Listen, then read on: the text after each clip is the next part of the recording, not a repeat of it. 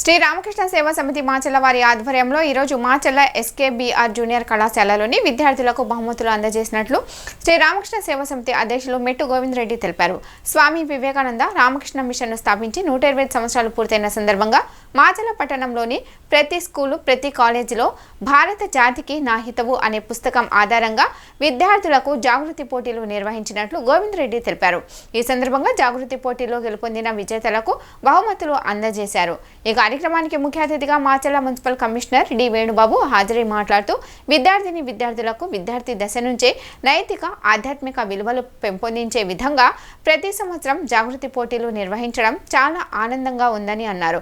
ఈ కార్యక్రమంలో శ్రీ రామకృష్ణ సేవా సమితి సభ్యులు శ్రీనివాస్ చంద్రరావు, ఎస్కేపీఆర్ జూనియర్ కళాశాల లెక్చరర్ దుర్గా మేడం, విద్యార్థులు పాల్గొన్నారు.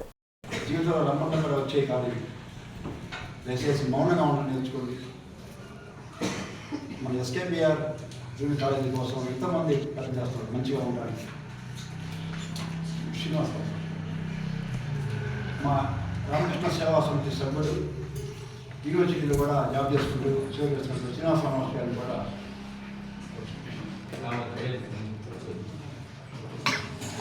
ఈరోజు చిన్న అకేషన్ పెట్టాం మా జూనియర్ కాలేజీలో. Swami Vivekananda service to man is service to God అంటే మానవ సేవయే మాధవ సేవ అయిన సంకల్పంతో 125 years బ్యాక్ రామకృష్ణ మిషన్ స్థాపించాడు. భగవాన్ శ్రీ రామకృష్ణ పరమహంస స్ఫూర్తితో రామకృష్ణ మిషన్ స్థాపించి 125 years పూర్తయింది. ఆ సందర్భంగా ప్రతి స్కూల్లో ప్రతి కాలేజీల్లో కూడా మేము జాగృతి కాంపిటీషన్స్ నిర్వహిస్తూ ఉన్నాం. అంటే వాళ్ళకి భారత జాతికి నా హితవు అనే పుస్తకం ఆధారంగా వాటి జాగృతి కూడా నిర్వహించి వాళ్ళకి డిస్ట్రిబ్యూట్ చేస్తూ ఉన్నాం. రోజు ఒక స్కూల్కి వెళ్తున్నాం, రోజు కాలేజీకి వెళ్తున్నాం. ఈరోజు మన ఎస్కేబీఆర్ జూనియర్ కాలేజీకి వచ్చాం. ఆ స్వామి వివేకానంద స్ఫూర్తితో ఈరోజు దేశవ్యాప్తంగా ప్రపంచవ్యాప్తంగా కూడా అనేక స్కూల్స్, కాలేజీలు, యూనివర్సిటీలు విరాజిల్లుతూ ఉన్నాయి. స్వామి వివేకానంద అంటారు, నేను దేహాన్ని సాధించినా కానీ దాదాపు 2000 సంవత్సరాల వరకు నా యొక్క స్ఫూర్తి విద్యార్థులను వెంటాడుతూనే ఉంటుందంటారు. ఆయన ముఖ్యంగా నిద్రాన్నమై ఉన్నటువంటి యువతని వెనుతట్టి లేపాడు. ఎలా లేపాడు? ఓ సింహాలారా వెళ్ళి అని లేపాడు. అంటే భావి భారత భాగ్యోదయం మీ చేతుల్లోనే ఉంది, మీరు గొర్రెలమనే భ్రాంతిని వెళ్ళండి, మీ సింహాలు ఈ దేశం కోసం మీరు ఏదైనా చేయగల శక్తి మీలో ఉంది, ఇనుపనాదాలు ఉత్కొండలాంటి యువకులే ఈ దేశానికి కావాలి, అసమర్థ విలువని చెప్పేదాన్ని నిద్రానందమైనటువంటి యువతని వెన్నుతట్టి లేపాడు. అదే స్ఫూర్తి ఈరోజు చాలామంది యువకులు పనిచేస్తూ ఉన్నారు ప్రపంచవ్యాప్తంగా కూడా. ఈరోజు స్వామి వివేకానంద కాలేజ్ యూనివర్సిటీల్లో ఎగ్జామ్ రాస్తుంటే అక్కడ ఎగ్జామ్ దగ్గర ఉండడు, ఏ టీచర్ ఉండడు. పేపర్ ఇచ్చి ఎగ్జామ్ పేపర్ ఇచ్చిపోతుంటారు, టైం పేపర్ ఇచ్చి ఎక్కడ కాఫీ తాగచ్చు. బాబు ఎక్కడా కూడా మాస్ కాఫీ తాగదు, అక్కడ ఎవరు ఉండరు. అంటే సత్యము పవిత్ర నిస్వార్థంతో ఆ యొక్క మిషన్ నడుస్తూ ఉంటుంది. స్వామి వివేకానంద అంటారు, సత్యము పవిత్రత నిస్వార్థత ఈ ఎవరెందు వర్తిల్లుతాయో మూడు లోకాల ఏ శక్తులు మిమ్మల్ని ఏం చేయలేదు. ఆ లక్షణాలు ఉన్న వ్యక్తి ఒక పక్కనుంటే మూడు లోకాల మొత్తం ఒక పక్కన ఉన్నా కాబట్టి వాళ్ళు ఏమీ చేయలేదు. అలా మీ విద్యార్థి దశ నుంచే మంచి మోరల్ వాల్యూస్ ఇస్తే వెళ్ళగాలి, క్రమశిక్షణ దేశభక్తి మీరు విరాజెళ్ళాలి. జీవితం మొత్తం కూడా మీరు బాగా ఆనందంగా సాగాలంటే విద్యార్థి నుంచి మీరు పునాదులు పెట్టాలి. మీరు ఈ 5 years కనుక కష్టపడితే లైఫ్ లాంగ్ సుఖంగా ఉంటారు. మీరు 5 years కనుక సుఖపడితే లైఫ్ లాంగ్ కష్టపడతారు. ఏది కావాలో మీరు డిసైడ్ చేసుకోండి. మీరు రోజు మనం ప్రేయర్ చేస్తుంటే ఏం చేస్తున్న ప్రేయరు? భారతదేశం నా మాతృభూమి, భారతంలో నా సహోదరులు, నా దేశాన్ని ప్రేమిస్తున్నాను సహాయం చేస్తామా చేయమా? దాన్ని రాష్ట్రంలో చూపించాలా వద్దా? మాతృభూమి అంటే ఏంటి?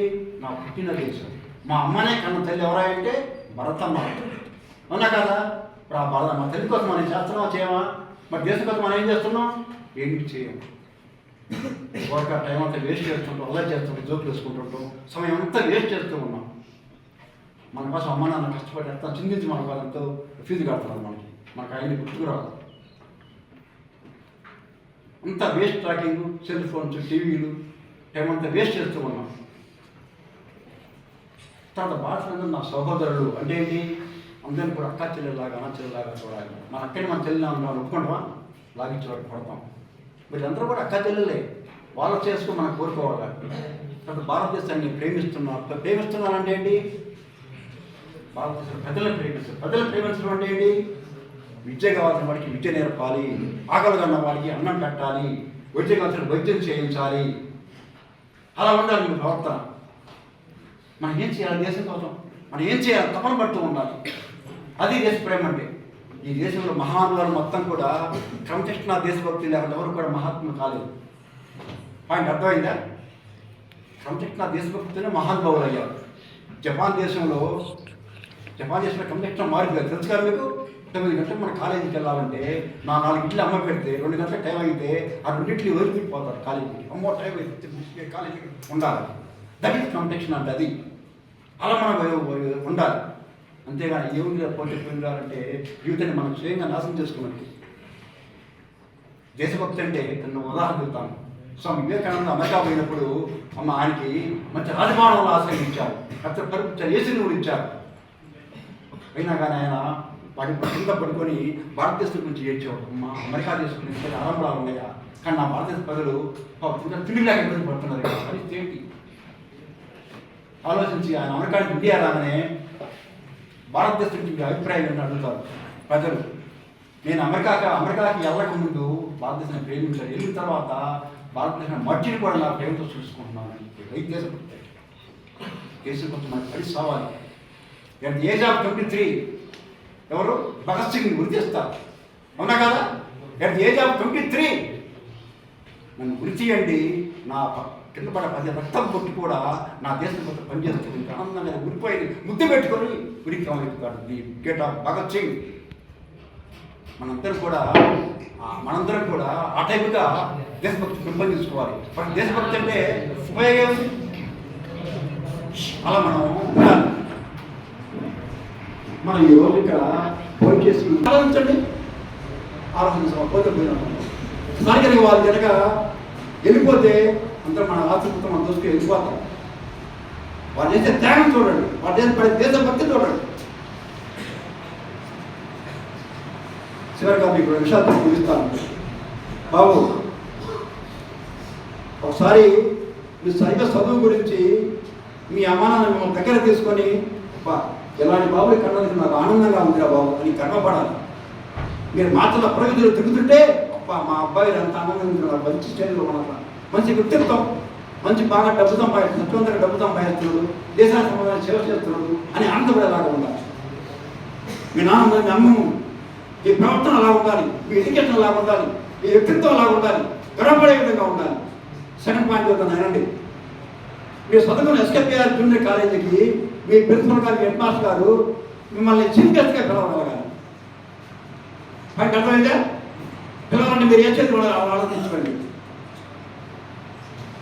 అంత స్థాయిగా